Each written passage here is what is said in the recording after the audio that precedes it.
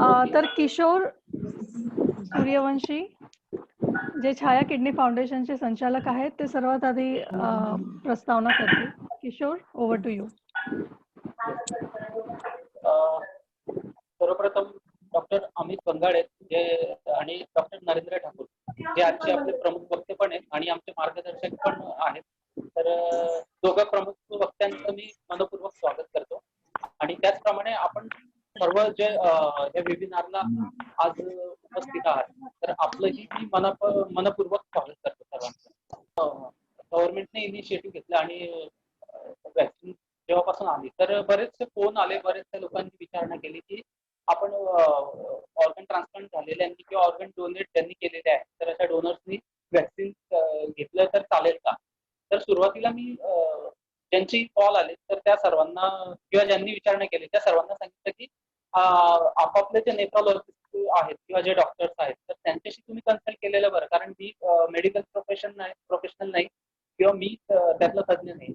आणि नंतर एक थॉट असा आला की जर एवढे लोक विचारतायत तर आपण का अशा प्रकारचं एखादं वेबिनार आयोजित करावं आणि त्या वेबिनार मध्ये जे तज्ज्ञ आहेत त्यांच्याकडनं या विषयावर आपण बाकी लोकांनाही मार्गदर्शन करावं. म्हणून आजचा हा सर्व कार्यक्रम जो आहे, आजचं जे वेबिनार आहे ते आपण त्यासाठी सर्व एकत्र आलेलो आहे. आणि आपल्या मनात ज्या काही आज शंका असणार आहे म्हणजे कोरोनाचं जे वॅक्सिनेशन आहे ते आपण घ्यायचं की नाही घ्यायचं, घेतलं तर त्याचे काही परिणाम आहेत का, काही दुष्परिणाम आहेत का, त्याचे फायदे काय आहेत नेमके, किंवा मग ते घेतल्यानंतर आपल्या लाईफमध्ये काय चेंजेस असणार आहेत किंवा नसणार आहेत, या प्रकारचे जे काही वेगवेगळे आपल्या जे काही डाऊट्स असतील ते आजच्या वेबिनार मधून आय होप सर्व क्लिअर होतील. तर छाया किडनी फाउंडेशन तर्फे आपणा सर्वांचं पुन्हा एकदा मनपूर्वक स्वागत करतो. आणि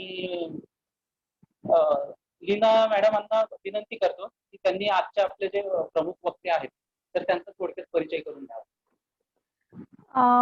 आज आपल्यासोबत मान्यवर म्हणून हॅलो मॅडम. या डॉक्टर नरेंद्र ठाकूर, स्वागत आहे तुमच्या वेबिनार मध्ये. डॉक्टर नरेंद्र ठाकूर हे MD आहेत अॅनेस्थेशिया मध्ये आणि या वैद्यकीय क्षेत्रात तर ते बरेच वर्ष काम करतच आहेत. शिवाय त्यांनी सामाजिक क्षेत्रातही बरंच काम केलेलं आहे. त्यांनी ऑर्गन डोनेशन या स्पेशली विषयात गेले 5-6 वर्ष ते ग्रामीण भागात याचा खूप प्रचार करतायत आणि त्यांची स्वतःची संस्था आहे सुखकर्ता फाउंडेशन.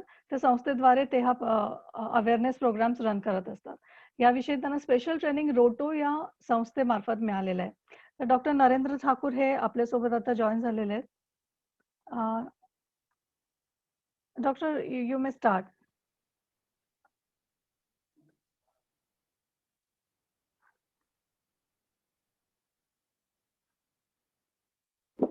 आपलं कंटिन्यू करूया सर. आपला जो विषय आहे म्हणजे कोरोना नंतरचं कोरोना वॅक्सिनेशन नंतरचं आयुष्य नेमकं कसं असणार आहे. हो, सगळ्यांना नमस्कार. आवाज येतोय मॅडम माझा? हो येतोय. हो, मी सुरू करतो. कोरोना ऍक्च्युअली माझा विषय आहे कोरोना नंतरचं आपलं जीवन. कोरोना वॅक्सिन नंतरचं आपलं जीवन कसं राहील या विषयावरती बोलायचा प्रयत्न करतो. खरं तर त्या विषयावरती बोलण्यापेक्षा कोरोनाची लस आपण जी घेतोय त्या संदर्भात मी बोलतो की त्याच्यामधले जे शंका आहे, गैरसमज आहे ते पण आपण दूर करणं महत्वाचं आहे. ऑर्गन ट्रान्सप्लांट नंतर लसीकरण करावं की नाही करावं या विषयावरती आपले ज्या विषयातले तज्ञ आहेत डॉक्टर अमित बंगाळे हे आपल्याशी त्या विषयावर संवाद साधतीलच. मी सुरुवात करतो की कोरोना वॅक्सिन नंतरचं आपलं जीवन कसं राहील. मित्रांनो, कोरोना हा जो आजार आहे हा आपल्या आयुष्यातून लगेच काही जाणार नाही. कोरोना सारखे जे विषाणू असतात त्यांची जे आजाराचा जो प्रचार प्रसार असतो ती जी लाट असते ती लाट लगेच जात नाही. ती 2-3 वर्ष आपल्या सोबत असते. फक्त लाटेचा परिणाम हा कमी जास्त असा प्रमाणात होत असतो. त्याच्यामुळे आपण जर कोरोना वॅक्सिनेशन करून घेतलं तर आपल्याला आगामी 2-3 वर्षामध्ये जास्त प्रमाणात याची लागण होण्याची शक्यता कमी आहे. याचा अर्थ असा नाही की आपण कोरोना लस घेतल्यानंतर आपण कोरोनापासून मुक्त होणार आहे का, तर माझ्या मते अजून तरी 2 वर्ष नाही. त्यामुळे कोरोनाची लस घेतल्यानंतरही सुद्धा आपल्याला जे कोरोना ॲप्रोप्रिएट बिहेवियर आहे, म्हणजे कोरोनाला जे अनुरूप आहे, कोरोनाच्या विषाणूला जे आवडतो, जसे की मास्क घालणं, शारीरिक अंतर पाळणं आणि गर्दीचे प्रसंग टाळणं, या 3 गोष्टी आपल्याला कराव्या लागतील. मग काही जणांना असा विषय पडतो, तर मग आपण लस का घ्यायची? जर आपल्याला हे करायचंच आहे तर लस का घ्यायची? तर मित्रांनो, असा एक अभ्यास आहे की ज्या लोकांनी लस घेतलेली आहे, समजा आता आम्ही फ्रंटलाईन वर्कर आहे, आम्ही डॉक्टर लोक आहे. मी जानेवारीमध्ये सगळ्यात प्रथम लस घेतली. सेकंड डोस मी 28 दिवसानंतर त्यावेळेस घेतला. तर 2 लस घेतल्यानंतर काय जाणवतं आपल्याला, की ज्या लोकांनी 2 लस घेतलेल्या आहे त्या लोकांना पण करोना होतो, परंतु तो करोना हा माइल्ड स्वरूपाचा असतो, तो सौम्य स्वरूपाचा असतो. ज्या लोकांना करोना झालेला आहे आणि त्यांनी लस घेतलेली आहे, त्यांचा सिटी स्कॅन जर आपण पाहिला तर सिटी स्कॅन हा चांगला असतो. पण ज्या लोकांनी लस घेतलेली नाही, त्यांना जर करोना झाला तर त्यांचा सिटी स्कॅन हा गंभीर स्वरूपाचा असतो.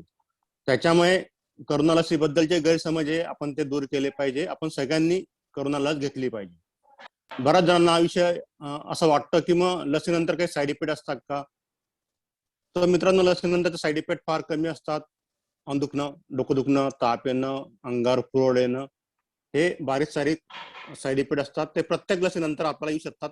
त्याच्यामुळे लसीबद्दलचा बाऊ न करता आपण सगळ्यांनी लस घेतली पाहिजे.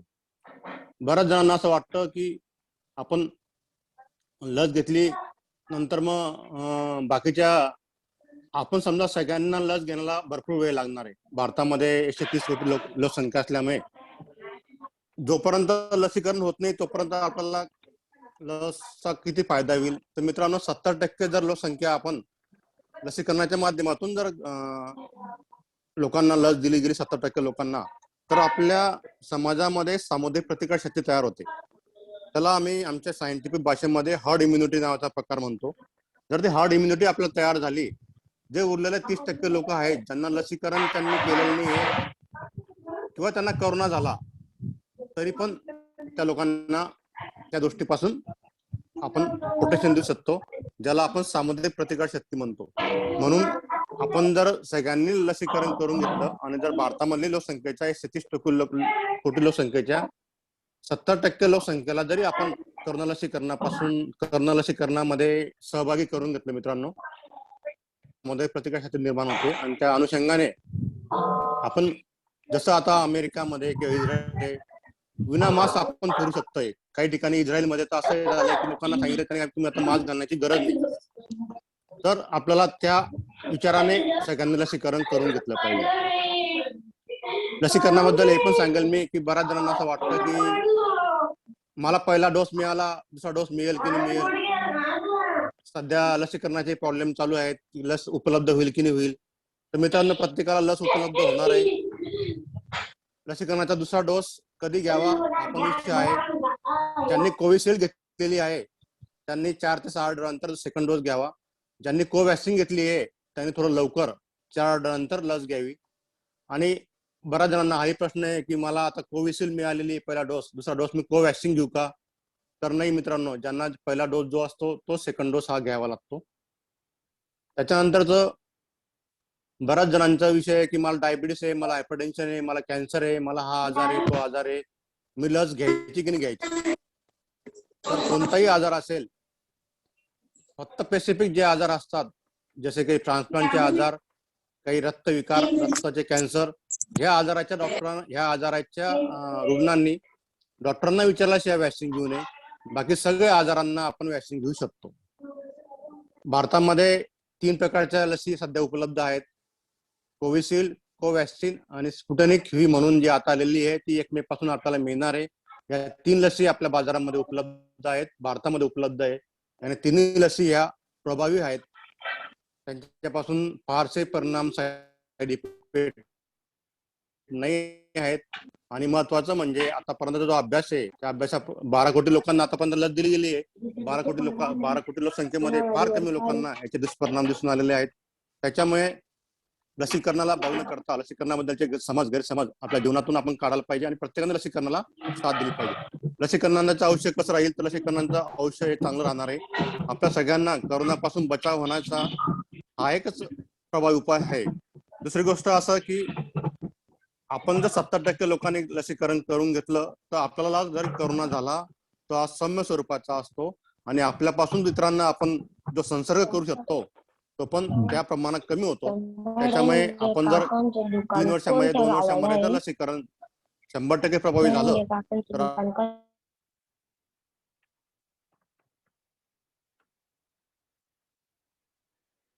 डॉक्टर नरेंद्र, तुम्ही प्लीज अनम्यूट करा स्वतःला. तर मला असं वाटतं की येत्या आगामी 2-3 वर्षामध्ये जर आपण सगळ्यांनी कोरोना लसीकरणामध्ये सहभाग घेतला तरच आपण पुढचं आयुष्य हे कोरोनापासून मुक्त राहू शकतो. म्हणून मला असं वाटतं की आपण सगळ्यांनी लसीकरणाला साथ दिली पाहिजे आणि लसीकरणासंदर्भात काही प्रश्न उत्तर असेल तर आपण नंतर ते विचारू शकता. धन्यवाद मॅडम.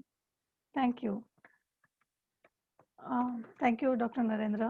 प्रमुख वक्ते म्हणून जॉईन झालेले आहेत डॉक्टर अमित भंगाळे आणि डॉक्टर नरेंद्र ठाकूर. तर सर्वप्रथम डॉक्टर अमित भंगाळे आपल्याशी संवाद साधतील. किडनी रुग्ण आणि करोना लसीकरण याविषयी ते बोलतील. डॉक्टर अमित भंगाळे यांनी MBBS केलेलं आहे प्रवरा मेडिकल कॉलेजमधून. त्यांना या वैद्यकीय क्षेत्रात खूप अनुभव आहे. सध्या ते नेफ्रोलॉजिस्ट म्हणून काम करतात जळगावमध्ये गेले 2.5 वर्ष आणि याशिवाय त्यांनी रजिस्ट्रार म्हणून आदित्य बिर्ला हॉस्पिटलमध्ये काम केलेलं आहे, Holy family hospital, Hedgewar hospital Aurangabad, GB Pant hospital Delhi. याशिवाय ते सिनियर रेसिडेंट म्हणून होते MIT मेडिकल कॉलेजला, पुण्याच्या BJ GMC कॉलेजला. याशिवाय ते मेंबर आहेत इंडियन सोसायटी ऑफ नेफ्रोलॉजिस्ट या संस्थेचे, Indian society of organ donation या संस्थेचे देखील. तर एकूणच त्यांनी ऑर्गन डोनेशन या क्षेत्रात काम केलेलं आहे आणि याविषयी त्यांचा अनुभव दांडगा आहे. तर आपण जाणून घेऊयात किडनी रुग्ण आणि कोरोना लसीकरण याविषयी डॉक्टर अमित भंगाळे यांच्याकडून. डॉक्टर अमित, तुम्ही प्लीज स्वतःला अनम्यूट करा आणि यू कॅन स्टार्ट. आता आपल्यासोबत डॉक्टर अमित भंगाळे देखील आहे. मी आपल्याला डॉक्टर अमित यांचा परिचय दिलेला आहे आणि डॉक्टर अमित, आपण सुरुवात करावी. हॅलो, ऐकायला येते मॅडम? हो अमित, हो, हो. ऐकू. Yes. Good afternoon sir, Thakur sir. हो, सर. Good afternoon madam. हो. किशोरजी, धन्यवाद. आज चांगला प्रोग्राम ऑर्गनाइज केला आपण. एक थोडं इन्फॉर्मेटिव्ह आणि मध्ये एक हे करतो. काय बोला ना सर. बोलू का?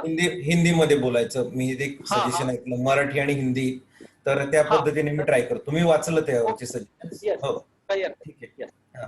मी डॉक्टर अमित भंगाळे, मी किडनी विकार तज्ञ आहे. म्हणजे बेसिकली मैं नेफ्रोलॉजिस्ट हूँ. तो हमारा जो डिस्कशन हुआ था कि एक है कि वैक्सीन और उसके बारे में जो कुछ अंडरस्टैंडिंग, कुछ मिसअंडरस्टैंडिंग्स जो है उसके बारे में बोलना है. वो थोड़ा यानी किडनी और कोविड, इसके रिलेटेड कुछ चीज़ें मुझे बतानी है.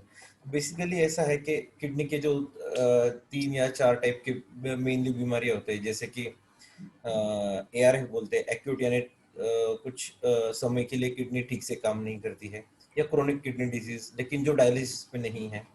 तीसरा पार्ट आता है जो पेशेंट डायलिसिस पे है, और फोर्थ आता है जिसका ट्रांसप्लांट हुआ है.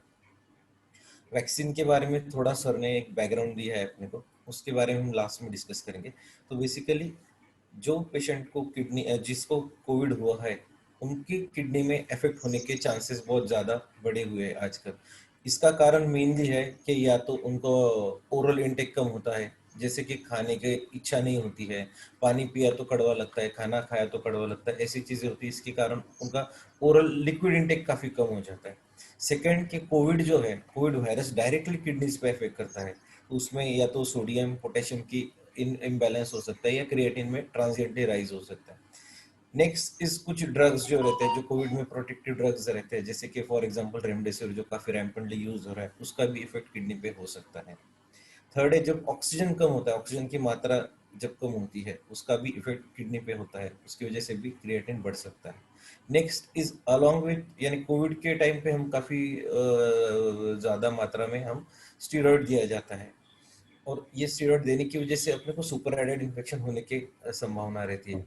और जब इन्फेक्शन होता है बाकी दूसरा कुछ बैक्टीरियल या कोई भी, उसकी वजह से भी किडनी पे इफेक्ट हो सकता है. यानी ये हो गया कोविड में होने वाले किडनी के असर. नेक्स्ट है कोई CKD पेशेंट है, जैसे कि उनका क्रिएटिनिन 2-4 जो अबव द नॉर्मल लेवल है, तो उनको क्या इश्यूज हो सकते हैं। बेसिकली सीकेडी यानी इम्यूनो कॉम्प्रोमाइज स्टेट, यानी उनका इम्यूनिटी काफी कम काम करता है। तो इसमें उनके सीकेडी के कारण भी रहते हैं, डायबिटीज रहता है, कोमॉर्बिडिटीज जैसे कि डायबिटीज, ब्लड प्रेशर या किडनी स्टोन्स, ऐसी कारण से उनको सीकेडी हुआ रहता है। और जैसा कि आपने सुना होगा, जिनको कोमॉर्बिडिटीज है जैसे कि कुछ या फिर ओबेसिटी है, वो लोगों में कोविड में मोर्टेलिटी यानी डेथ होने के जो चांसेस रहते हैं वो ज़्यादा रहते हैं। तो इसलिए सीकेडी और Covid is not a good combination. Then next comes transfer dialysis या फिर ट्रांसप्लांट। अगर हम ट्रांसप्लांट के बारे में बात करें और जिसको कोविड होता है, तो उसमें अपने को कुछ प्रिकॉशंस लेने पड़ते हैं। जैसे कि अगर अपने ग्रुप में अभी अगर कुछ ट्रांसप्लांटेड पेशेंट्स है, तो उनको कोई भी फीवर आए या कोई भी ऐसे सिम्टम्स लगे जैसे कि सस्पेक्टेड कोविड सस्पेक्टिव सिम्टम्स लगता है, तो उन्होंने अर्जेंटली चेकअप करना चाहिए, क्योंकि उनको अपने को ट्रांसप्लांट के मेडिकेशंस में कुछ चेंजेस करने पड़ते हैं। जैसे कि प्रोलिफेरेटिव एजेंट जैसे कि माइकोफिनोलेट, माइकोमिन, या फिर किसी को आइसोरॉन चलता है, टेक्रोलिमस या साइक्लोस्पोरिन और स्टेरॉइड्स, ऐसे टाइप के मेडिसिन अपने ट्रांसप्लांट मेडिकेशन जो पेशेंट्स है वो कंटिन्यूसली लाइफ लॉन्ग उनको दिया गया रहता है। तो इसमें जो आइसोरॉन या माइकोफिनोलेट जैसे ड्रग्स है वो अपने को बंद करने पड़ते हैं। उसके बदले अपने को स्टेरॉइड का डोज या तो इंजेक्टेबल या टैबलेट फॉर्म में बढ़ाना पड़ता है। ये अपने को क्रिएटिन का साइमल्टेनियसली मॉनिटरिंग करते हुए करना होता है। ट्रांसप्लांट में अगर कोविड होता है तो उनका मोर्टेलिटी यानी 5 to 35% यानी डेथ का रिस्क ज़्यादा रहता है। दूसरा आता है डायलिसिस के पेशेंट्स में अगर कोविड होता है तो उनका डायलिसिस का फ्रीक्वेंसी शायद से अपने को बढ़ाना पड़ता है। तो और दूसरा कि जो सीकेडी पेशेंट है जिनका क्रिएटिनिन ज़्यादा है 2-4 या वॉटेवर, या फिर डायलिसिस पेशेंट है, उनमें रेमडेसिविर या फिर फेविफ्लू जो है हम दे नहीं पाते। जिनका जीएफआर ग्लोमेरुलर फिल्ट्रेशन रेट अगर 30 से नीचे है तो रेमडेसिविर या फेविफ्लू टैबलेट वो नहीं दे सकते हैं, उनको ये चीज़ें नहीं दे सकते हैं। तो ये अभी सब चीज़ें हो गई कि व्हाट इज द यानी कोविड में किडनी का पेशेंट्स होता है तो उनको रूटीन पेशेंट की तरह हम इजीली ट्रीट नहीं कर सकते। जैसे कि रूटीन पेशेंट आया, रेमडेसिविर दिया, स्टेरॉइड दिया, it is not simple in the patient who are having kidney diseases. तो ये बात अपने को समझना है। तो अभी ये टालने के लिए क्या कर सकते हैं, ये इसका सीवियरिटी कम करना है तो क्या कर सकते हैं, तो इसलिए अपने को वैक्सीन की तरफ ये इसलिए अपने को वैक्सीन को इम्पोर्टेंस समझना चाहिए। अगर वैक्सीन लिया तो क्या होता है, अपने को risk of acquiring infection significantly decrease होता है। दूसरा है जैसे ठाकुर सर ने बोला कि सिवियरिटी जो पेशेंट रहते हैं, सिवियरिटी जो रहता है वो काफी कम हो जाता है काफी लेवल तक। Third thing, risk of transmission is also reduce, यानी हम इन्फेक्शन ट्रांसमिट कर सकते हैं, इसका रिस्क भी काफी कम होता है। और हर्ड इम्यूनिटी जो रहता है अपना, जो ग्रुप का इम्यूनिटी है जो सर ने बोला, वो जल्दी अचीव होता है। तो ये बेनिफिट्स होते हैं वैक्सीन लेने में। अभी वैक्सीन कब और कैसे लेना है उसके टाइप्स, तो बेसिकली हम टाइप्स अगर देखें कि इंडिया में अभी सर ने बोला 3 टाइप के वैक्सीन है, कोविशील्ड, कोवैक्सीन और स्पुतनिक, जो रिसेंटली लास्ट कल ही इंडिया में आया है। It's a Russian made vaccine. तो फर्स्ट अगर हम बात करें कि Covishield, it's a virus vector vaccine, यानी इसमें क्या होता है, एक वायरस जो रहता है जो अपने को ज्यादा पैथोजेनिक नहीं रहता है, जो काफी सिंपल वायरस है, उसके बॉडी में हम कोविड का एक स्पाइक प्रोटीन का एक अंश डाल के वो इंजेक्ट करते हैं ताकि वो अपने बॉडी में उसके अगेंस्ट एंटीबॉडीज बना। दूसरा है कोवैक्सीन, जिसमें क्या है, वायरस का डेड पार्टिकल जो रहता है उसके पार्ट्स हम बॉडी में इंजेक्ट करते हैं। तो ये रहता है कोवैक्सीन, और ये डिफरेंस होता है कोविशील्ड और Covaxin, both are Indian made vaccine. तो दोनों को 2 to 8 डिग्रीज में स्टोर करना है और दोनों में 2 डोज लेने पड़ते हैं 20 days apart, first dose after 28 days second dose. तो ये हुआ उनका शेड्यूल और उनका जो बेसिक इंफॉर्मेशन है वैक्सीन रिलेटेड। अभी इनका जैसे ट्रांसप्लांट पेशेंट में देना प्रायोरिटी इसलिए है क्योंकि हम जो मैंने अभी बात किया, जो इम्यूनो सप्रेशन हम लेते हैं, इसकी वजह से अपना इम्यून रिस्पॉन्स जो रहता है वो काफी कम रहता है। अगर हम वैक्सीन लेते हैं कोई भी, तो ऐसा होता है कि वो एक अपने को एक वायरस का एक पार्ट मिलता है अपने बॉडी में, उसके अगेंस्ट अपने को एंटीबॉडीज यानी प्रतिजैव के मराठी में बोले तो वो अपने बॉडी को तैयार करनी रहती है। तो इसलिए जो हमारा टी सेल्स जो भी लिम्फोसाइट्स है वो काफी एक्टिव होनी चाहिए। लेकिन हम क्या करते हैं, अपने को ट्रांसप्लांट के बाद क्या रहता है, अपने को दूसरे की किडनी मिली है और वो किडनी अपने को मेंटेन करने के लिए अपनी बॉडी की इम्यूनिटी हम कम करके रखते हैं, जैसे जो टैबलेट्स देके। तो इसलिए ट्रांसप्लांट पेशेंट का इम्यूनिटी हमने थोड़ा दबा के रखा है। तो वो दबी हुई इम्यूनिटी से अपने को इम्यून रिस्पॉन्स जनरेट करना है, तो इसको डेफिनेटली टाइम लेता है। नॉर्मल पेशेंट और ट्रांसप्लांट पेशेंट में ये डिफरेंस है। इसलिए अपने को प्रायोरिटी बेसिस पे ट्रांसप्लांट पेशेंट को वैक्सीन देना काफी जरूरी है। इसलिए वो जो वैक्सीन का जो फॉर्म है उसमें उन्होंने स्पेसिफिकली मेंशन किया है, अगर किसी का बोन मैरो या लीवर या किडनी ट्रांसप्लांट हुआ है तो वो वैसा कॉलम है, तो कोमॉर्बिडिटी है या फिर ट्रांसप्लांट है, तो अपने को डेफिनेटली प्रायोरिटी बेसिस पे वैक्सीन गवर्नमेंट भी दे रहे हैं, लेकिन हम लोगों ने भी एक्टिवली उसमें पार्टिसिपेट करना चाहिए। साइड इफेक्ट देखा जाए तो काफी मिनिमम साइड इफेक्ट है इसके, जैसे कि जहाँ पे अपने को वैक्सीन दिया है वो लोकल साइड टेंडरनेस है, फटीग है, थकान होती है, बुखार आता है या थोड़ा सर्दी जैसा लगता है, लेकिन बस उसके लिए सिंपल पैरासीटामोल वर्क करता है। इसमें अवॉइड करो कि कॉम्बीफ्लाम या ऐसे कोई non steroidal anti inflammatory drugs जो है वो ओवरऑल कोविड में, या किडनी पेशेंट हो या नॉन किडनी पेशेंट हो, उसमें कॉन्ट्राइंडिकेटेड है या फिर अवॉइड करना है। जस्ट प्लेन सिंपल पैरासीटामोल 650 या 500 milligram works very nicely in post vaccine complication. तो ये चीज हम कर सकते हैं ताकि वो अपना थकान या फिर बॉडी एक फीवर है वो कम हो सकता है। तो डायलिसिस अभी this is regarding the transplant, and now regarding if whether we should vaccinate the dialysis patient, जो डायलिसिस पेशेंट है उसमें वैक्सीनेट करना है कि नहीं। तो इसका ऐसा है कि जैसे डायलिसिस पेशेंट जो रहते हैं they are nutritionally compromise, they are hypoproteinemic, they are immuno compromise, और उनका इन्फ्लेमेशन लेवल बहुत ज्यादा रहता है, तो इम्यून रिस्पॉन्स इनका भी काफी कम रहता है ये कारण से, क्योंकि वो न्यूट्रिशनली डिप्लीटेड है। अल्टरनेट डे अपने बॉडी पार्ट जो है वो डायलाइजर को एक्सपोज होता है, अपना ब्लड डायलाइजर को एक्सपोज होता है, तो इसमें भी इन्फ्लेमेशन या इन्फ्लेमेटरी प्रोसेस थोड़ा डिरेंज रहता है।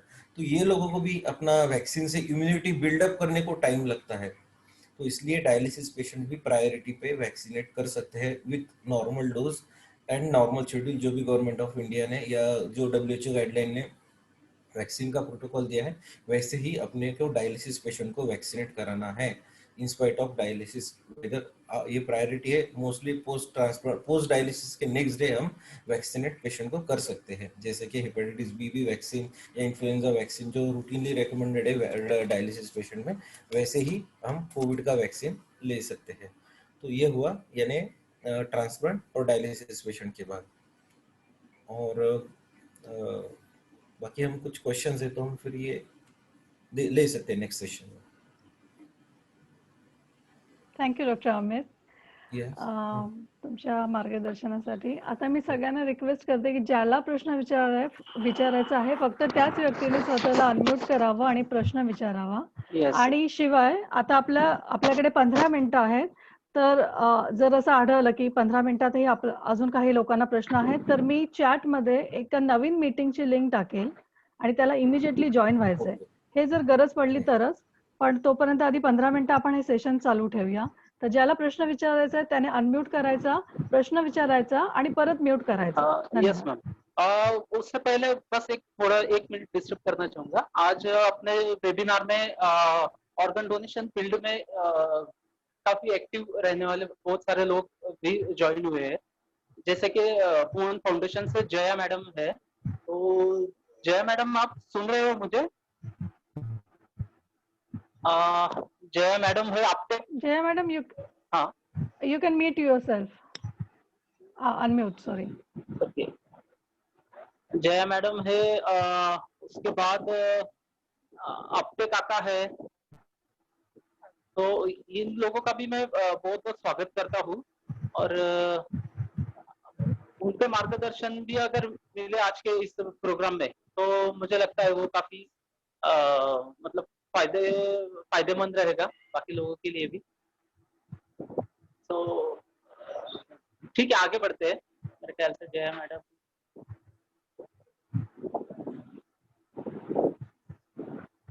आपटे काका, तुम्हाला काही याच्यात अजून इनपुट किंवा फीडबॅक द्यायचा असेल तर तुम्ही अनम्यूट करून बोलू शकता आणि ज्यांना काही प्रश्न आहेत ते देखील प्रश्न विचारू शकतात।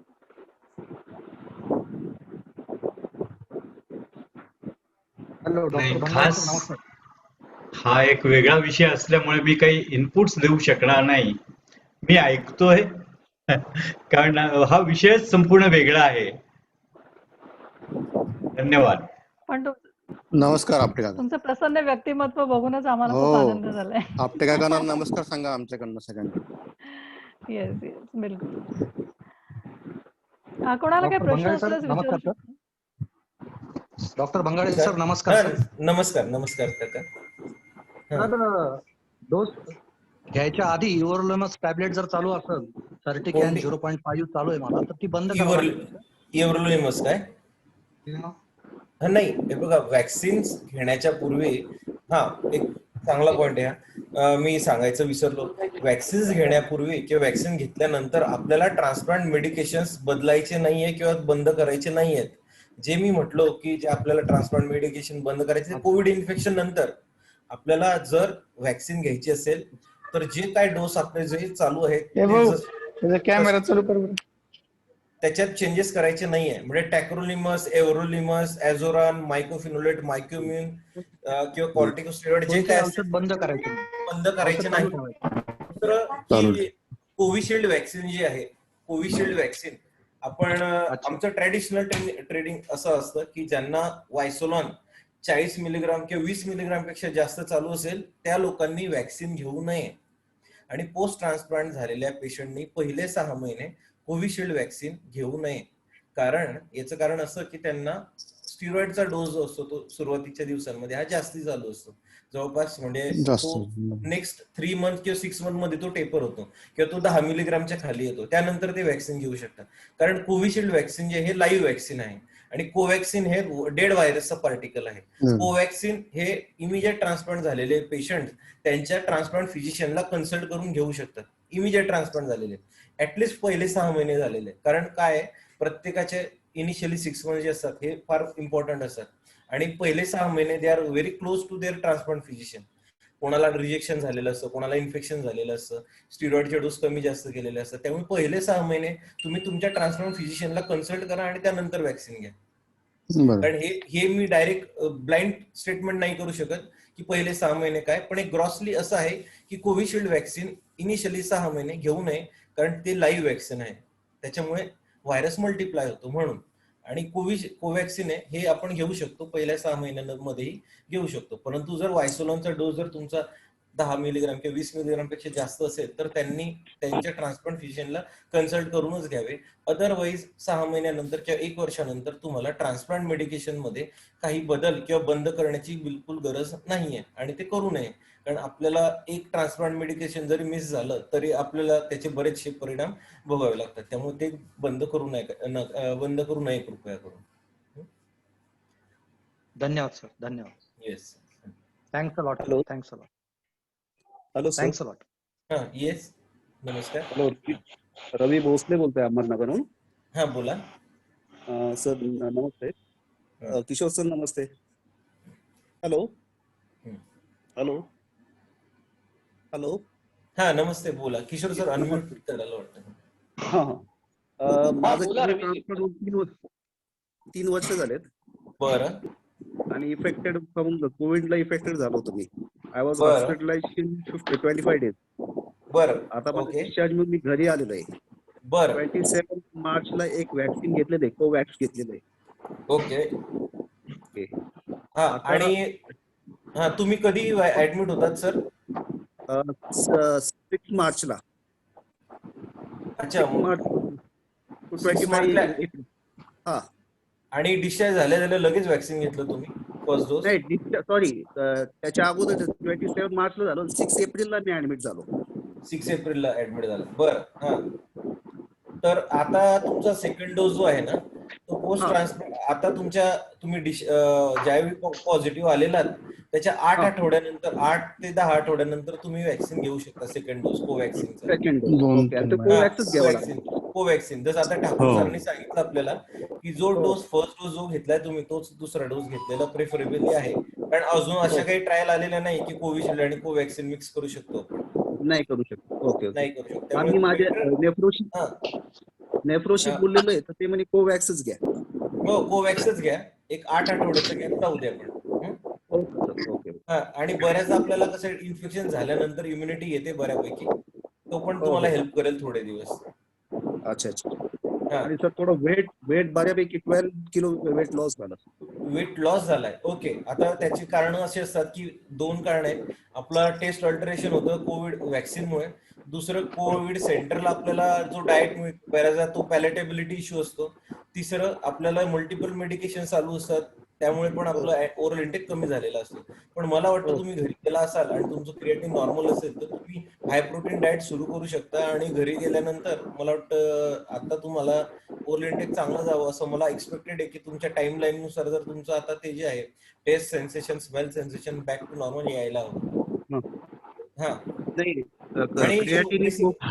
आणि सेकंड इश्यू, तुमच्या शुगर पण मॉनिटर करा सर. हो सर, शुगरचा आहे प्रॉब्लेम. शुगर मॉनिटरिंग करूनच चाललंय. आणि हा, क्रिएट 0.5 मेंटेन आहे. बस मग तुम्ही शुगर मॉनिटर करा आणि ओरल इंटेक वाढवा. प्रोटीन्स घेऊ हो. शकता तुम्ही. Okay okay. Hello sir. होणार नाहीये. तुम्ही जे पॅनग्राफ वगैरे जे काय तुम्ही घेत आहे ते ऍज इट इज घ्यायचे. त्याच्याने तुमच्या इम्युनिटीला काही फरक पडणार नाहीये. म्हणजे ही व्हॅक्सिन घेतल्यानंतर तुमच्या डीएनए मध्ये चेंज होत नाही. तुम्हाला जे काय तुमची इम्युनिटी आहे ती ऍज इट इज सप्रेस करायला लागते आपल्याला. हर्ड इम्युनिटी म्हणजे काय? हर्ड इम्युनिटी म्हणजे एका ग्रुपला इम्युनिटी तयार होणे. हर्ड इम्युनिटी म्हणजे एका इंडिव्हिज्युअलची इम्युनिटी नसते. हर्ड इम्युनिटीचा अर्थ होतो की त्या ग्रुप ऑफ पॉप्युलेशनला इम्युनिटी तयार होणे. जसं आपण म्हणतो पोलिओला आपल्याला हर्ड इम्युनिटी येते आता, किंवा हे बाकी आजार जे आपण ग्रुपला व्हॅक्सिन करतो, प्रत्येकाला व्हॅक्सिन नाही करत. 21 जणांना व्हॅक्सिन केलं आणि तेवढा ग्रुप त्यांचा व्हॅक्सिनेट झालेला असतो. इनडायरेक्ट इम्युनिटी जी येते त्याला आपण हर्ड इम्युनिटी म्हणतो. तुमच्या व्हॅक्सिन घेतल्याने हर्ड इम्युनिटी डेव्हलप होणार आणि त्याने तुम्हाला काही इफेक्ट होणार असं काही नाहीये. हॅलो. Okay sir. बोला हॅलो बोला. सर, माझ्या नेफ्रोलॉजिस्टने मला सजेस्ट केलंय की तुम्ही लस घेऊ शकता म्हणून. मग तुम्ही घेऊ शकता. Go for Covaxin. हा ठीक आहे सर, ते एकदा कन्फर्म करतो. Thank you sir. हॅलो. नमस्कार सर. बोला. नमस्कार. श्याम जाधव हिंगोलीहून बोलतो मी. हा, बोला. सर, माझ्या किडनी ट्रान्सप्लांटला 11 वर्ष पूर्ण झालेले आहेत. ओके माझी मिसेस डोनर आहे. ओके आणि 2015 पासून मला असं पायाला, हाताला असे केस थोडं असा प्रकार असतो ना, पशु तो यायचा. तर हा. आमच्या सरांनी खूप प्रयत्न केले आणि त्यांना असं डिटेक्ट झालं की मी HLA DSA असतं ना आपलं, HLA ते पॉझिटिव्ह आहे माझं. HLA DSA का? हा, HLA आणि हा correct. DSA donor specific antibodies. Sir sir sir sir sir 3950 positive आहे. आता मी सरांना विचारून इतके दिवस टाळलं होतं की सर मला ते परत second to be single antigen test करायला सांगत होते. आणि तर आता मी सरांना परत विचारून 5 दिवसापूर्वी मी कोविशिल्ड ही वॅक्सिन घेतली, मी आणि माझ्या मिसेसने. तर ह्या DSA HLAचा आणि ह्या वॅक्सिनचा याचा काही संबंध आहे का थोडाफार? नाही, ह्या तुम्हाला वॅक्सिन आणि या DSA अँटीबॉडीचा असा डायरेक्ट काही संबंध नाहीये. फक्त असं आहे की तुम्हाला तुमच्या नेफ्रोलॉजिस्टने परमिशन दिली, याचा अर्थ तुमचं क्रिएटिन स्टेबल आहे. जरी तुम्हाला DSA असले, डोनर स्पेसिफिक अँटीबॉडीज असल्या तरी तुम्हाला किडनीज वर्क्स वेल. त्यामुळे स्टिरॉइड तुमचे इम्युनोसप्रेशन सरांनी वाढवलेले नाहीये. त्यामुळे तुम्हाला वॅक्सिन घेणं हे सेफ आहे. तुम्ही सेकंड डोस पण विदाउट हेजिटेशन लवकर घेऊन टाकाल तुमच्या शेड्यूल नुसार. किती दिवसात? तुम्हाला शेड्यूल सांगितलं असेल ना तुम्हाला, तिथे लोकल वॅक्सिन जनरली 20 डेज नंतर सांगतात ना ते. Thank you sir. हॅलो. हा, बोला. नमस्कार सर, मी आशिष जोशी बोलतोय जळगाव मधून. बोला. म्हटलं सर, मी आता लेटेस्ट पॉझिटिव्ह होतो 8 दिवसापूर्वी. बरोबर. जो स्कोर होता तो होता 3 फक्त. बरं. त्याच्यानंतर 2 दिवस ताप राहिला मला. मग मी ते फॅबिफ्लू वगैरे घेतल्या. ओके. म्हणजे सजेस्ट नेफ्रॉलॉजिस्ट त्यांनीच केलं होतं. बरं. त्यांच्यापासून ट्रीटमेंट घेतली. बरं. पण ताप सगळं उचलला.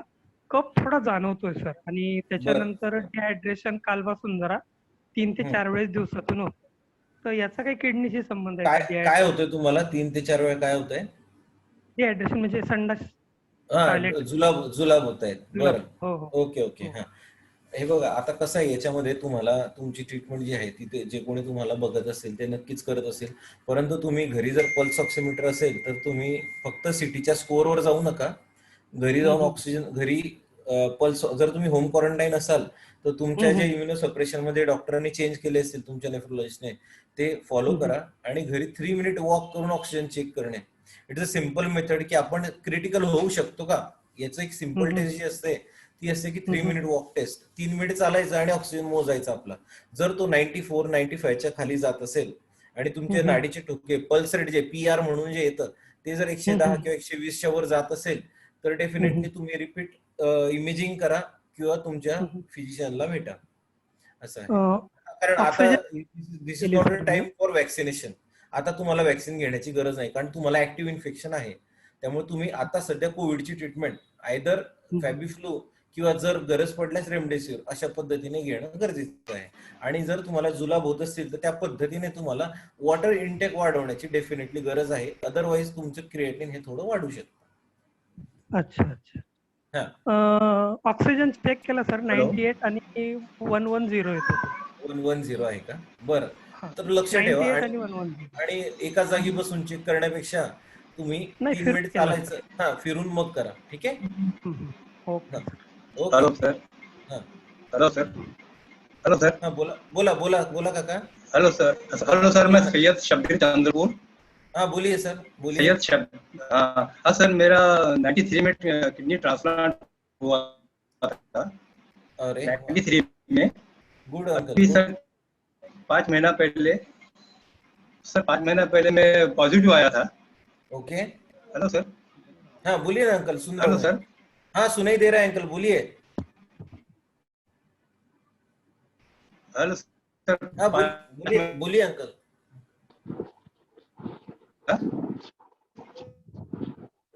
हाँ सैयद साहब, आवाज आ रही है आपकी, बोलिए. आवाज आ रही है आपकी, बोलिए प्लीज.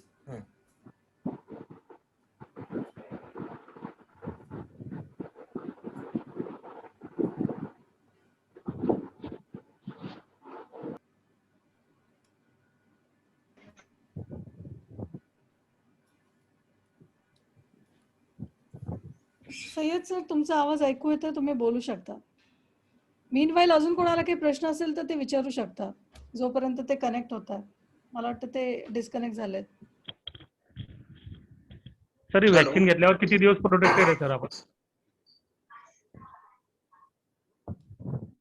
हॅलो. हाँ हेलो. हाँ सर, अरुण पांडे बोलतो. विश्वास पहिली डोस घेतली मी, किती दिवस प्रोटेक्टिव्ह राहू शकता? नाही, आता कसं आहे, वॅक्सिन घेतल्यानंतर याचे थोडे वेगळे काही स्टडीज आहेत. त्याच्यात त्यांनी म्हटलंय की एकच मिनिट.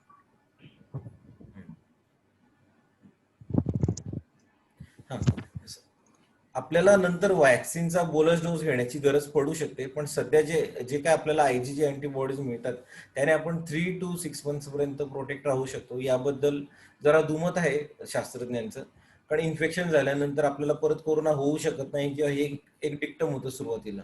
परंतु या वेव्हमध्ये काही असे पेशंट पण आलेत की ज्यांना परत इन्फेक्शन झालंय. म्हणजे मग परत दरवर्षी घ्यावं लागेल का आपल्याला? कदाचित घ्यावं लागू शकते. कारण बोला ना, बोला. हॅलो. तेच म्हटलं की बुवा आपल्याला हे दरवर्षी घ्यावं लागत जातील का बुवा? कदाचित घ्यावं लागू शकतं सर. याबद्दल अजून थोडं, कारण काय स्ट्रेन पण चेंज होतं. जर उदाहरणार्थ सांगायचं झालं तर आपण ट्रान्सप्लांट पेशंट किंवा डायलिसिस पेशंटला आपण काय देतो की त्यांना आपण हे देत असतो, इन्फ्लुएन्झा वॅक्सिन देत असतो. दरवर्षी आपल्याला इन्फ्लुएन्झा वॅक्सिन जी आहे ती दरवर्षी घ्यायला लागते, कारण त्याचा स्ट्रेन चेंज होत असतो. त्यामुळे कदाचित तशा गाईडलाईन येऊ शकतात, पण अजून त्याबद्दल ऑफिशियली CDC किंवा WHO कडनं काही रेकमेंडेशन आलेल्या नाहीयेत. त्यामुळे सध्या 2 डोस घेणं तर गरजेचं आहे आपल्याला. चालेल. हो, थँक्यू. येस. हॅलो. हा बोला. हा सर, अरुण पांडे बोलतो, औरंगाबादहून. बोला. हा सर, माझा पोस्ट ट्रान्सप्लांट आहे आणि क्रेटिन आता सध्या 4 आहे आणि त्यासाठी रेट्युक्सिमॅब इंजेक्शन सुरू आहे. आणि 29 तारखेला मी आता लस घेतलेली आहे. साईड इफेक्ट वगैरे काही झालेलं नाहीये. तर ते इंजेक्शन जे आहे तर त्याचा 1 महिना आता संपलेला आहे रेट्युक्सिमॅबचा, आणि डॉक्टरांनी प्रत्येक महिन्यामध्ये सजेस्ट केलेलं आहे. तर आता नंतरचं रेट्युक्सिमॅब इंजेक्शन कधी घेऊ? समजा 1 महिना म्हणजे नाही, आता हो, रिटुक्झिमॅब इंजेक्शन जे आहे ते आपल्या अँटीबॉडीज ज्या तयार करतात बी सेल्स त्याला सप्रेस करणारे इंजेक्शन आहे रिटुक्झिमॅब बेसिकली. आणि तुम्हाला कोरोनिक ग्राफ्ट रिजेक्शन असण्याची शक्यता आहे, म्हणून कदाचित सरांनी सुरू केलं असेल ते डॉक्टरने तुमच्या. तर ते त्यांच्या सल्ल्यानुसारच घ्या तुम्ही, कारण आता तुम्हाला कदाचित स्टिरॉइडचे डोस किंवा बाकी मेडिकेशनचे डोस पण अप्स अँड डाऊन्स केलेले असू शकतात सरांनी. कारण आता तुमची स्टेज अशी की कदाचित तुमचं एक इम्युनोसप्रेशन पूर्ण विड्रॉ पण करू शकता, पण त्यापूर्वी कदाचित अग्रेसिव्ह इम्युनोसप्रेशन करताय तुम्हाला, कारण आपल्याला हे क्रिएटिन जितकं मॅक्सिमम कमी करू शकतो ते करण्याचा प्रयत्न असावा, म्हणून तुम्हाला रिटुक्झिमॅब नावाचं इंजेक्शन देत आहे. जसं 2 आठवडे सरांनी सजेस्ट केलं तसं. तुम्ही ऍक्च्युली काय तुमच्या केसमध्ये मी कमेंट करणं इट्स व्हेरी डिफिकल्ट, कारण तुम्ही ज्या सांगतायत त्या पॅरामीटर्सवर मला कमेंट करणं जरा डिफिकल्ट होणार, कारण रिटुक्झिमॅब इज व्हेरी इम्पॉर्टंट इंजेक्शन आणि ते डेफिनेटली बी सेलला कमी करतं, की ज्या सेल आपल्या अँटीबॉडीज तयार करतात B cells. Okay, thank you. Yes. नमस्कार, मी प्रसन्न कुमार बोलतो अहमदाबादहून. बोला. माझं ट्रान्सप्लांट 23 वर्षापूर्वी झालंय. मी हल्ली 10 mg प्रेडनिसोलोन, सायक्लोस्पोरिन 2 मिलीग्राम पर केजी बॉडी वेट, एझाथायोप्रिन 50 mg हे मेन एवढे ड्रग घेतो आणि डिल्झेम 30 दिवसातून 3 घेतो, म्हणजे 90 mg. ओके. आता माझ्या मतीला हे सुचत नाहीये की मी ही वॅक्सिन घेऊ की नको घेऊ. तुम्ही वॅक्सिन घ्यायला हवी सर, इनफॅक्ट घेऊन घ्यायला हवी होती वॅक्सिन आतापर्यंत. मी टाळण्याचं एक कारण असंही आहे की मागच्या वर्षी 6व्या महिन्यात मला कोविड डिटेक्ट झाला होता. त्यानंतर 13 दिवस सतत मला ताप राहिला होता आणि त्यानंतर मी ऍडमिशन घेतलं होतं. त्यानंतर मग व्हेंटिलेटरवर पण मला ठेवलं होतं 3 दिवसाकरता. नंतर मग मी रिकव्हर झालो त्याच्यातून, आणि जेव्हा रिकव्हरी झालं त्यावेळेला माझं क्रिएटिनिन आलं होतं 0.74, जे लाईफ टाईम लो होतं. त्यानंतर आजपर्यंत मला काही त्रास नाही झालाय. गुड, चांगली गोष्ट आहे. बघा कसं आहे, तुम्हाला कोविड होऊन गेला ही म्हणजे होऊन गेला आणि तुम्ही came out of it, it's very nice thing. चला, त्याबद्दल फार गोष्ट चांगली झाली. परंतु आता तुम्ही वॅक्सिन घेणं हे यासाठी गरजेचं आहे, जसं सरांनी सांगितलं, ठाकूर सरांनी, आपल्याला herd immunity is also important, transmission कमी करायचं आहे. तर या गोष्टीसाठी आपल्याला ते घेणं गरजेचं आहे. आणि काही केसेस केलेले आहेत की आपण सेकंड टाइम पण कोविड झालेले लोक, तर पुन्हा तुम्हाला कोविड होऊ नये आणि तुम्हाला ती वेळ येऊ नये यासाठी वॅक्सिन घेणं गरजेचं आहे सर. नाही, मी अशासाठी थोडं अडथळतोय, कारण की व्हायरस स्ट्रेन बदलत असतोय, वारंवार स्ट्रेन बदलतोय. म्हणून सर स्ट्रेन बदलला म्हणून आपण इयरली वॅक्सिन घेतो, बाकी इन्फ्लुएन्झा वगैरे, हो की नाही? पण हा परत जुन्या स्ट्रेनने पण इन्फेक्शन होऊ शकतं ना सर तुम्हाला. अच्छा, ते आपल्या हातात आहे, ते सांभाळूयात आधी आपण,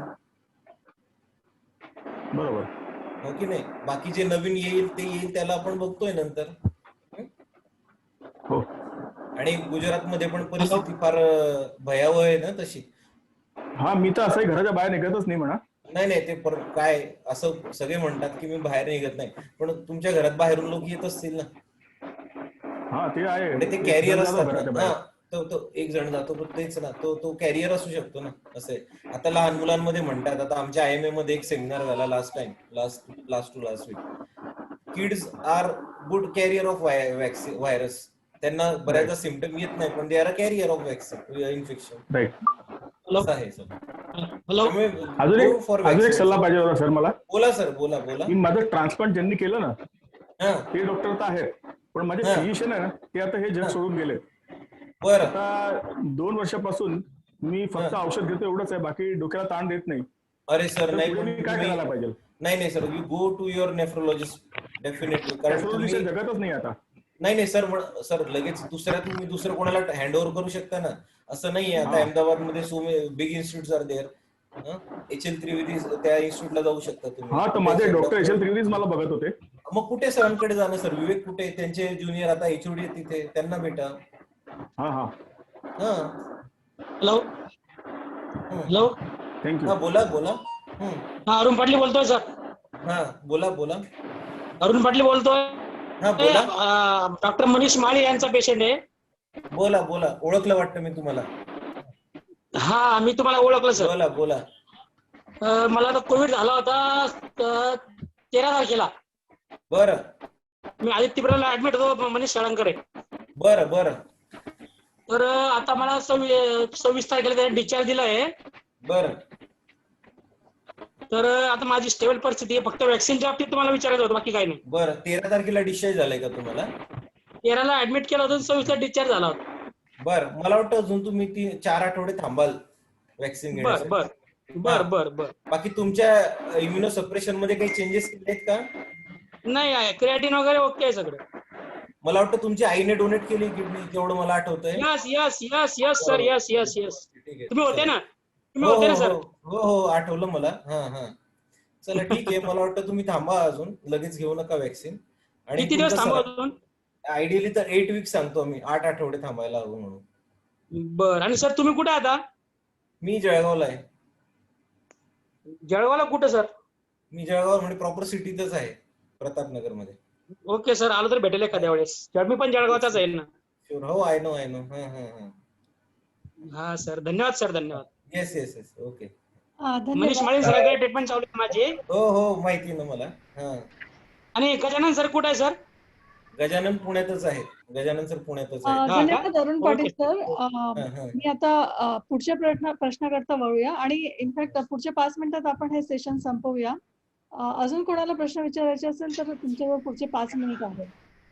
good afternoon Amit sir. Good afternoon sir. So माझा ट्रान्सप्लांट झालाय 10 years बॅक. सो माझ्या वडिलांना 2 महिन्या पहिलेच त्यांना बीपीचा टॅबलेट चालू केलं डॉक्टरांनी. बरं. ते डोनर, तर त्यांना कोविड म्हणजे कोविड वॅक्सिन, कुठली कोवॅक्सिन काय घ्यावं असं तुम्ही हे सजेस्ट करता? डोनर्स मध्ये ऍट कोणत्याही पिरियड ऑफ टाइमला कोणतीही वॅक्सिन सेफ आहे, बट डेफिनेटली तुम्ही लवकर घ्या. ओके.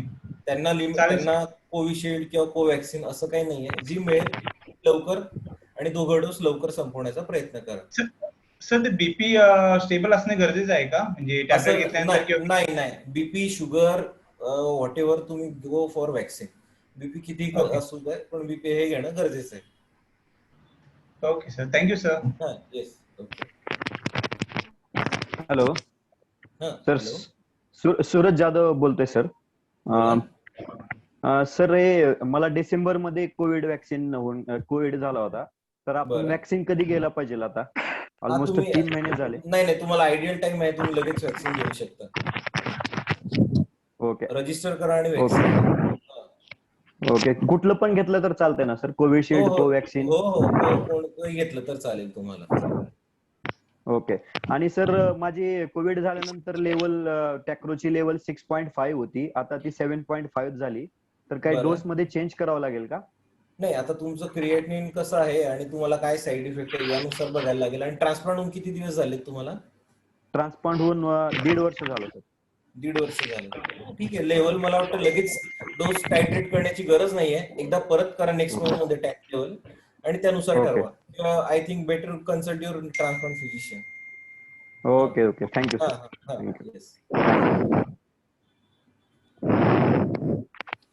आपण आता या वेबिनारच्या समाप्तीकडे आलेलो आहोत.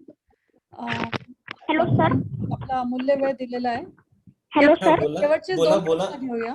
बोला मॅडम, बोला. कोणीतरी बोलताय, बोलू. Hello sir. सर माझं ट्रान्सप्लांट झालेलं आहे. मी 15 वर्षाचाच आहे. तर सर सध्या वॅक्सिन 18 वर्षाच्या वर्षांना देणं चालू आहे, तर मला मिळेल की नाही? देऊ ना तुला. म्हणजे अजून नाही देणार तुला. कोवॅक्सिन घेऊ शकतो, अजून नाही देणार तुला, पण तू कोवॅक्सिन घेऊ शकतोस. वाटलं तर लिहून ठेव, पण अजून नाही आलंय तर तुमच्यासाठी. Okay sir. Thank you. Yes. Hello sir. हा बोला. हा सर, मला कोरोना बद्दल प्रश्न आहे. कोरोना झाला तर होम क्वारंटाईन राहायचं का हॉस्पिटलाइज व्हायचं? झाला तर बघा 80% लोक होम क्वारंटाईन बरं होतात. हॅलो. सर सांगू शकता याबद्दल? Sir Thakur sir please. नाही, तुम्हाला त्रास असेल तर तुम्ही हॉस्पिटलमध्ये या, नाही तर मग तुम्ही होम क्वारंटाईन राहू शकता. तुम्ही पण तुमच्या चेहऱ्यातलं सॅच्युरेशन जास्त प्राणवायूचं प्रमाण ते तुम्ही चेक करत राहा. तुम्ही घरी राहू शकता, पण तुमच्याकडे नजीक कोणी डॉक्टर आहे का, हॉस्पिटल आहे का, या सगळ्या गोष्टी पाहाव्या लागतात. Okay sir. तुम्ही चांगल्या फिजिशियनच्या संपर्कात राहा. हे महत्वाचं आहे. Okay okay thank you sir. कारण आपल्याकडे बघा डॉक्टर अमित बंगाई सारखे फिजिशियन आहे, त्यांनी तुमच्याला एवढं चांगलं गायडन्स करताय. हो म्हणजे बरोबर. असे काही डॉक्टर असतील त्यांच्या तुम्ही संपर्कात राहिले की तुम्हाला काहीच अडचण नाही. प्रॉब्लेम काय येतोय, भारतामध्ये बेड मिळत नाही, रेमडेसिवीर मिळत नाही, ऑक्सिजन मिळत नाही, त्यामुळे लोक घाबरून जात आहे. घाबरण्याची गरज नाही. जर तुमच्याकडे चांगले फिजिशियन असतील तर तुम्ही घाबरण्याची बिलकुल गरज नाही. Okay thank you. याच्यात इम्पॉर्टंट की अंगावर काढू नका. काही मायनर सिम्पटम असतील तर go and consult your physician. मग ते ठरवतील. Let them decide. तुम्हाला ऍडमिट होम क्वारंटाईन तुम्ही राहू शकता. हा डिसिजन तुम्ही स्वतः घेऊ नका बेसिकली. हे म्हणायचं. नाही इथे ना श्रीरामपूरला नेफ्रोलॉजिस्ट नाही कोणी त्याच्यामुळे. अरे चांगले फिजिशियन आहेत तिथे, बरेच लोक आहेत मोठे मोठे. फिजिशियनच्या संपर्कात राहा. फिजिशियन्स आहेत. ओके. अजून एक बोलायचं होतं किशोर. जे प्रश्न विचारला होता अमित सरांना की आपण किती वर्षापर्यंत याच्यापासून समजा वॅक्सिन घेतली तर आपण किती वर्षापासून प्रोटेक्शन राहू शकतो. मला वाटतं अमित सरांनी बरोबर सांगितलं 6-8 महिने किंवा 1 वर्षापर्यंत आपण राहू शकतो. परंतु पुढे जाऊन मला वाटतं नेझल वॅक्सिन देणार आहे. नेझल नाकातून ते औषध देणार आहे, नाकातून वॅक्सिन देणार आहे. ते जर आपल्याला उपलब्ध झालं तर आपण बऱ्यापैकी त्याच्यामध्ये सुधारणा म्हणजे आपल्याला बऱ्यापैकी जास्त प्रोटेक्शन मिळू शकतो. आणि हातावर देण्यापेक्षा नाकात देणं कधी सोपं, कम्प्लायन्स वाढणार आहे, त्यामुळे लोक त्याला पण तयार होतील. अशा रीतीने ते प्रोटेक्शन वाढत जाईल. आणि चाय किडनी केअर फाउंडेशनचे खरंच चांगला उपक्रम राबवला आज. आपल्या सगळ्यांचे आभार. आणि अमित सरांनी जे मार्गदर्शन केलंय, त्याने जो वेळ दिला, अमूल्य वेळ दिला आणि चांगलं गायडन्स दिलंय, आपल्या सगळ्यांचे आभार. धन्यवाद सर. सर्व पार्टिसिपेंट्स आभार आणि अमित भंगाळे आणि डॉक्टर नरेंद्र ठाकूर यांचेही आभार. मी आता हा वेबिनार संपला. Excuse me ma'am. Hello. Hello बोला. Excuse me. बोला.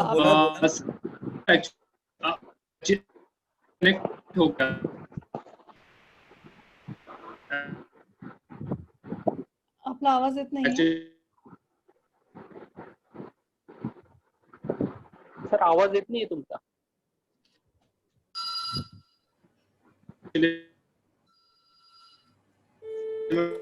सर आपला आवाज येत नाहीये. तुम्ही जर प्रश्न टाईप केला तर डॉक्टर अमित उत्तर देऊ शकतील लवकर.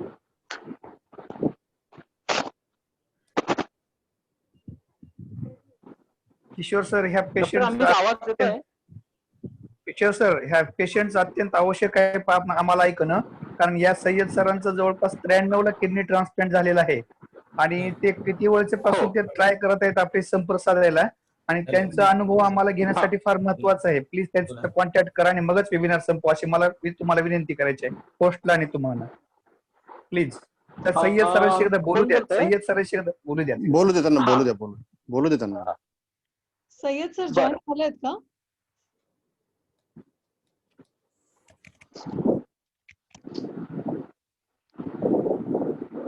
सय्यद त्यांचा आवाज येतोय का आपल्या सय्यद सरांचा?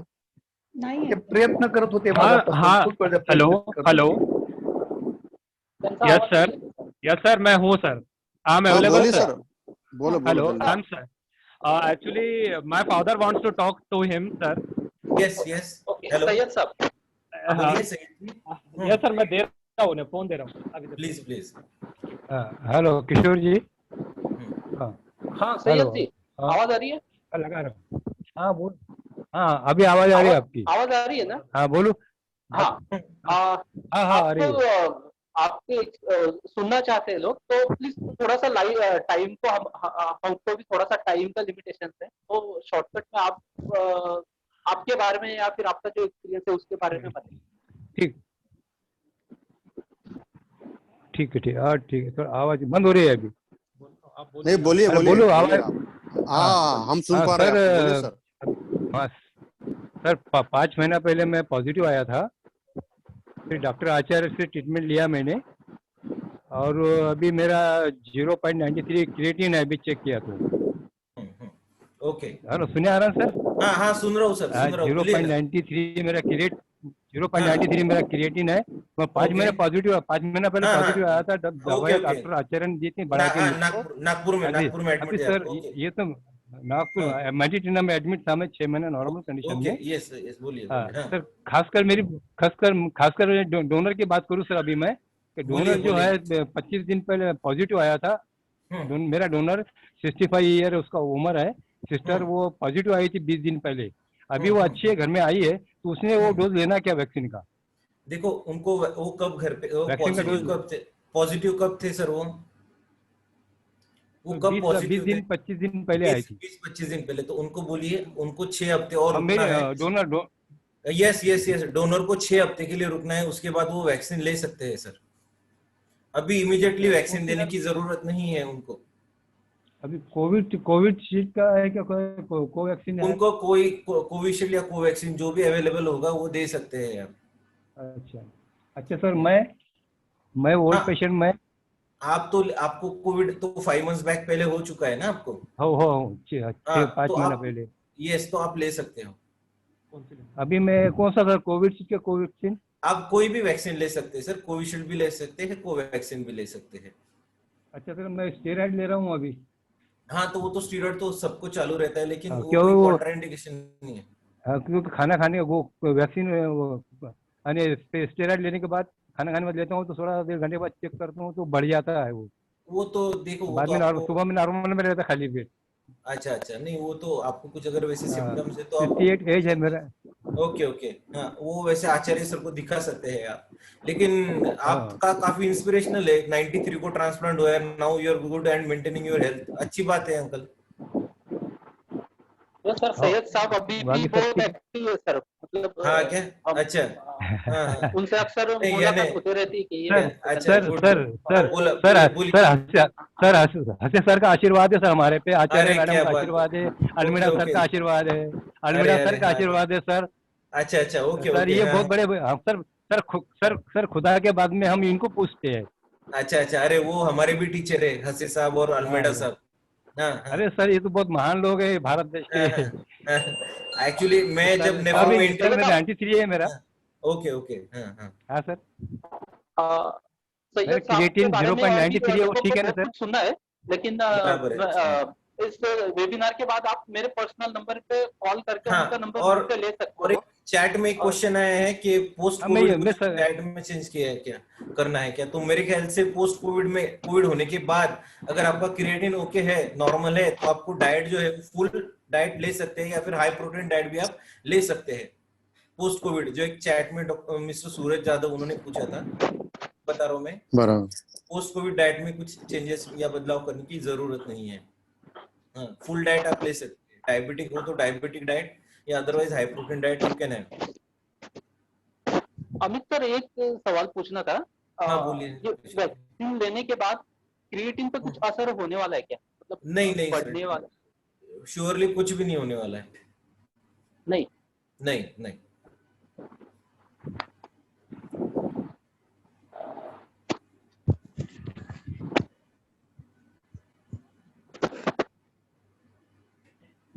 मैम आवाज नहीं आ रही है। अनम्यूट नहीं किया मैम ने। पुन्हा एकदा अमित सर आणि नरेंद्र सर आपले आभार मानते। आपण आपला अमूल्य वेळ दिलात आणि आपल्याला खूप पार्टिसिपंट्स पण खूप सहभागी झालेत आणि सगळ्यांनी छान त्याचा आस्वाद घेतला। तर आता मी वेबिनार संपला असं घोषित करते आणि किशोर सर सर्वांनी तुमचे आणि छाया फाउंडेशनचे धन्यवाद प्रकट केले की तुम्ही हा वेबिनार आयोजित केला। So thank you sir. Thank you Kishore. Thank you okay. आणि ह्याचं रेकॉर्डिंग केलेलं आहे, त्याची लिंक तुम्हाला नंतर देण्यात येईल। Okay, thank you bye. Kishore. Thank you good day sir.